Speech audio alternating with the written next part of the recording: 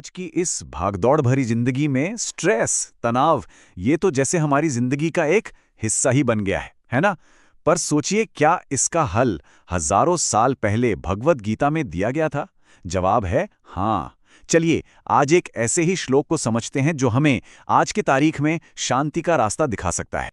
अधर्माभिभवात् कृष्ण प्रदुष्यन्ति कुलस्त्रियः स्त्रीषु दुष्टासु वार्ष्णेय जायते वर्ण संकरः।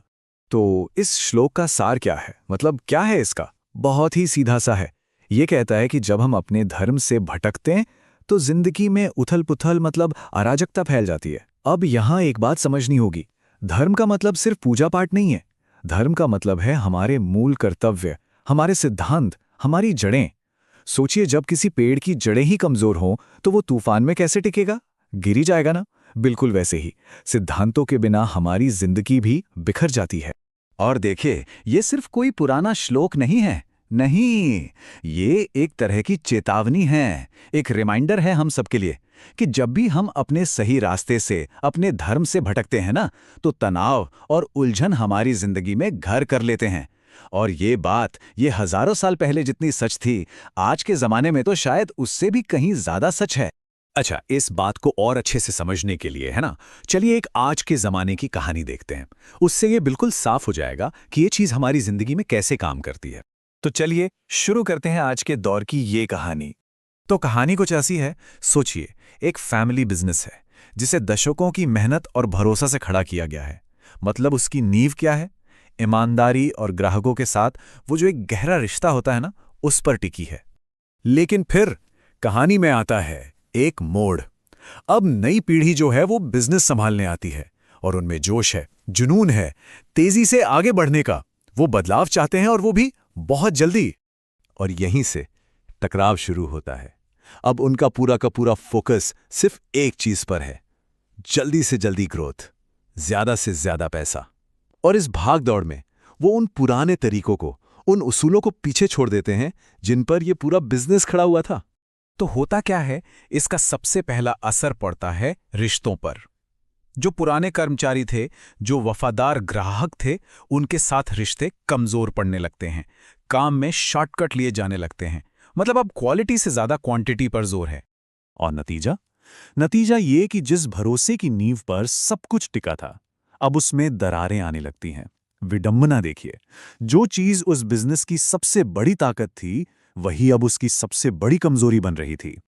और आखिर में ठीक वही होता है जिसकी चेतावनी उस श्लोक में दी गई थी। परिवार में तनाव, बिजनेस में झगड़े और हर तरफ बस कंफ्यूजन ही कंफ्यूजन। उन्हें समझ ही नहीं आता कि आखिर सब कुछ गलत हो क्यों रहा है। तो अब सवाल ये उठता है कि इस कहानी का गीता के उस श्लोक से क्या लेना देना है? क्या सीधा कनेक्शन है? ये कहानी हमें सिखा क्या रही है? तो चलिए इस कहानी को गीता की नजर से देखते हैं। देखिए, गीता हमें दो रास्ते दिखाती है और अब हम समझेंगे कि इस परिवार ने आखिर कौन सा रास्ता चुन लिया था। अच्छा, अब यहां स्क्रीन पर देखिए, ये बात बिल्कुल साफ हो जाएगी। यहां दो रास्ते दिखाए गए हैं। एक तरफ है अधर्म का रास्ता, यानी असंतुलन का। ये कौन सा रास्ता है? ये वो रास्ता है जहां लोग शॉर्ट टर्म फायदों के पीछे भागते हैं, अपने कोर वैल्यूज, अपनी जड़ों को नजरअंदाज कर देते हैं। और इसका नतीजा क्या होता है? हमेशा तनाव और बिखराव। और दूसरी तरफ है धर्म का रास्ता, यानी संतुलन का। ये वो रास्ता है जो मूल सिद्धांतों का सम्मान करता है, रिश्तों को मजबूत बनाता है, और इसका नतीजा होता है स्थिरता और मन की शांति। अब अगर हम अपनी कहानी की बात करें तो उस परिवार ने शायद अनजाने में ही सही, लेकिन असंतुलन का रास्ता चुन लिया। उन्होंने तेज सफलता के लिए अपने उन्हीं मूल सिद्धांतों की बलि दे दी, और नतीजा ये हुआ कि वो दुख और तनाव के एक चक्र में फंसकर रह गए। देखिए, उनका धर्म क्या था? उनका मूल सिद्धांत था भरोसा और स्थिरता, पर वो भागे किसी और चीज के पीछे, जल्दी पैसा, जल्दी शोहरत। और जैसे ही उन्होंने अपने इस धर्म को छोड़ा, उन्होंने अनजाने में उस सारी उथल-पुथल को दावत दे दी जिसके बारे में वो श्लोक हमें पहले ही चेतावनी देता है। तो अब सबसे जरूरी सवाल पर आते हैं। इस ज्ञान को, इस समझ को हम अपनी जिंदगी में शांति पाने के लिए कैसे इस्तेमाल करें? क्योंकि ये सिर्फ एक कहानी नहीं है, ये हम सब के लिए एक बहुत बड़ा सबक है। तो जब कोई अपने धर्म के रास्ते पे चलता है ना, तो जिंदगी सच में बदलने लगती है। देखिए कैसे। सबसे पहले तो फैसले लेना एकदम साफ हो जाता है, कंफ्यूजन खत्म, क्योंकि अब पता है कि सही क्या है। दूसरा, नतीजों का डर कम हो जाता है। और तीसरा, अंदर से एक गज़ब की मजबूती आती है, एक ऐसी स्थिरता जो बाहर के उतार चढ़ाव से हिलती नहीं है। तो कुल मिला के बात यह है कि जब किसी को अपना रास्ता पता चल जाता है ना, जब वो अपने सच के साथ खड़ा होता है, तो बाहर की दुनिया का शोर वो अपने आप ही शांत हो जाता है और मन में एक सुकून भरी स्पष्टता आती है।